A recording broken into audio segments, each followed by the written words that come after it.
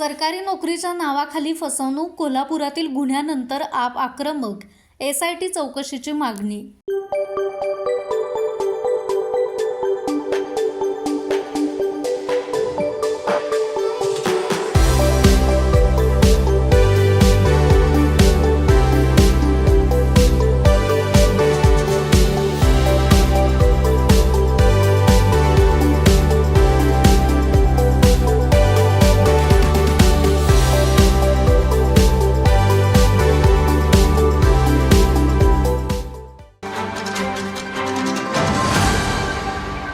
सरकारी नोकरी लावून देण्याचा आमिष दाखवत बेरोजगार युवक युवतींची आर्थिक फसवणूक करणाऱ्या टोळ्यांविरोधात कठोर कारवाईची मागणी आता पुन्हा एकदा जोर धरू लागली आहे.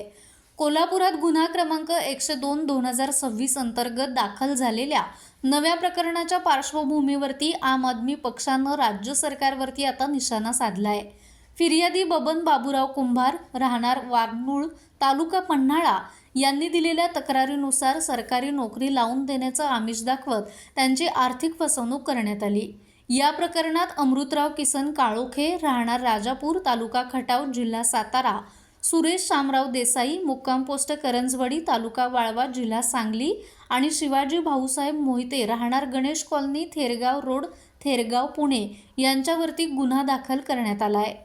या प्रकरणावरून आम आदमी पक्षाचे प्रदेश उपाध्यक्ष विजय कुंभार यांनी राज्यभरात सरकारी नोकरीच्या आमिषाने होणाऱ्या फसवणुकीची स्वतंत्र नव्हे तर एकत्रित चौकशी करण्यासाठी मुख्यमंत्री देवेंद्र फडणवीस यांनी तातडीने विशेष तपास पथक एसआयटी नेमावं अशी मागणी त्यांनी केली आहे. तर पक्षाचे प्रदेश संघटन सचिव संदीप देसाई यांनी गृह आणि सामान्य प्रशासन ही दोन्ही महत्त्वाची खाती मुख्यमंत्र्यांकडे असताना अशा प्रकारच्या गुन्ह्यांवरती कठोर कारवाई होणं अपेक्षित असल्याचं सांगत सरकारवरती टीका केली आहे. महाराष्ट्र सरकार सातत्याने सांगतंय की आम्ही खूप चांगल्या पद्धतीने राज्य चालवतो. मुख्यमंत्री छातीडोकपणे सांगतात की आमच्या राज्यामध्ये सगळं अलगेल आहे, अतिशय रामाचं राज्य आमचं चालू आहे, अशा पद्धतीच्या जाहिराती आपण बघत असतो. छत्रपती शिवरायांचा आशीर्वाद घेऊन आम्ही चांगलं काम करतोय असं सातत्याने सांगतात आपल्याला. सर हे खोटं आहे मित्रांनो. आमच्यासारखे बरेच रस्त्यावरचे कार्यकर्ते ओरडून ओरडून सांगतात की प्रशासन फसवतंय आणि त्याचंच एक मूर्तिमंत उदाहरण आज आपल्याला प्रेस कॉन्फरन्सच्या माध्यमातून आम्हाला तुम्हाला द्यायचं आहे. गांधारी ज्या पद्धतीने आपल्या डोळ्यावर पट्टी लावत होते आणि सगळे आपल्या मुलांचे जी काही कुकर्म असतील ती पदरात घेत होती, तशा पद्धतीचं मुख्यमंत्र्यांचं चालू आहे. आज जी काही फसवणूक चालू आहे ती सर्वसामान्य तरुण, शिकलेला तरुण बाहेर पडतोय, नोकरी मिळत नाहीये. मग कुठेतरी दिवस थांबलेला असताना एखादा माणूस येते, त्याला सांगते जर तुला सरकारी नोकरी लागते, मग त्याच्याकडनं पैसे घ्यायचे. सरकारी काही नोकरी लावू शकत नाही, जागा निघालेल्या नसतात, कुठेतरी चुकीच्या पद्धतीचे सर्टिफिकेट, डुप्लिकेट सर्टिफिकेट करायचे आणि पुन्हा त्याला फसवणूक करायची. राज्यात यापूर्वी सुद्धा सरकारी नोकरीच्या आमिषानं फसवणुकीची अनेक प्रकरणं समोर आली असून सर्व FIR, आरोपी, बँक व्यवहार, मोबाईल क्रमांक आणि बनावट कागदपत्रांचा एकत्रित तपास झाल्यास या संघटित रॅकेटमागील खरे सूत्रधार समोर येऊ शकतात असा दावा आता आम आदमी पक्षानं केलाय. त्यामुळे राज्यभरातील लाखो बेरोजगारांच्या भविष्यासाठी शासनानं तातडीने SIT नेमून या संपूर्ण प्रकरणाची सखोल चौकशी करावी अशी मागणी करण्यात आली आहे. राज्यभरामध्ये तरुणांना फसवण्याचं प्रमाण मोठ्या प्रमाणावर वाढलेलं आहे. नोकरी लावणं सरकारी कार्यालयामध्ये यासाठी फसवणूक होते. गेल्या 3-4 वर्षांमध्ये या फसवणुकीचं प्रमाण इतकं मोठं झालंय की मागच्या वर्षी एका वर्षात 22 गुन्हे दाखल झाले, तर या वर्षी प्रकरण उघडकीस आली, तर या वर्षी जुलैपर्यंतच 25-26 प्रकरण उघडकीस आलेली. याचं कारण शासनाचं या प्रकरणाकडे असलेलं अक्षम्य दुर्लक्ष. तरुणांच्या प्रश्नाकडे राज्य शासनाचं लक्ष नाही. अशा प्रकारे फसवणूक होते. वेगवेगळ्या टोळे वेगवेगळ्या जिल्ह्यामध्ये अस्तित्वात आहेत.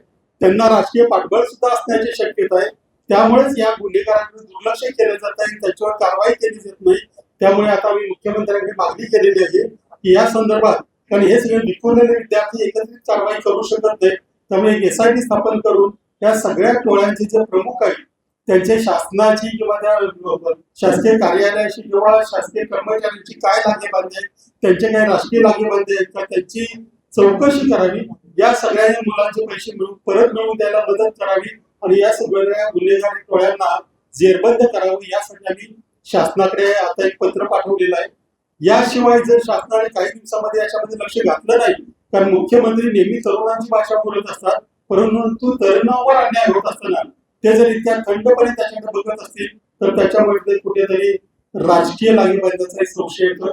जर अशी कारवाई झाली नाही तर आम्ही राज्यभर या संदर्भामध्ये तीव्र आंदोलन उभं करू.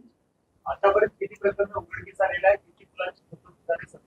साधारणपणे आतापर्यंत म्हणजे गेल्या 2020 पासून आतापर्यंत अशी 93 प्रकरणं उघडकीस आलेली आहेत. त्याच्यामध्ये आमच्या अंदाजानुसार, कारण पुण्यामध्ये जो एक एफआयआर झालाय त्याच्यामध्ये 350 मुलांची कमीत कमी नावं आमच्याकडेच आहे, परंतु ही मुलं पुढे यायला घ्यावं नाही. एकूण 5000 पेक्षा जास्त तरुणांची अशी फसवणूक झाली आणि गेल्या 2-3 वर्षात हे प्रमाण प्रचंड वाढलेलं आहे. त्यामुळे आता याकडे तातडीने बघायची गरज आहे. पुन्हा काही मुलांनी आत्महत्या पण केलेली आहे, काही जणांना घर सोडावं लागलेलं आहे. असं होऊ नये वाटत असेल आणि ही पिढी नाराज होऊ नये असं वाटत असेल तर शासनाने तातडीने यासाठी घेतली पाहिजे. किती रुपयांचं तेव्हा प्रत्येक सरमाळ्यात 5000 धरली, प्रत्येक 50 लाख जरी ऍव्हरेज झाली, कारण ही फसवणूक 5-10 लाखापासून 45-50 लाख आणि काही मोठ्या प्रमाणामध्ये 1-1 कोटी 1.25 कोटीपर्यंत आहे. त्याच्यामुळे कधी काही 1,500-2 हजार कोटीचा घोटाळा असण्याची शक्यता आहे. त्यामुळेच राजकीय लागीबाजी असल्याचा आम्हाला संशय येतो.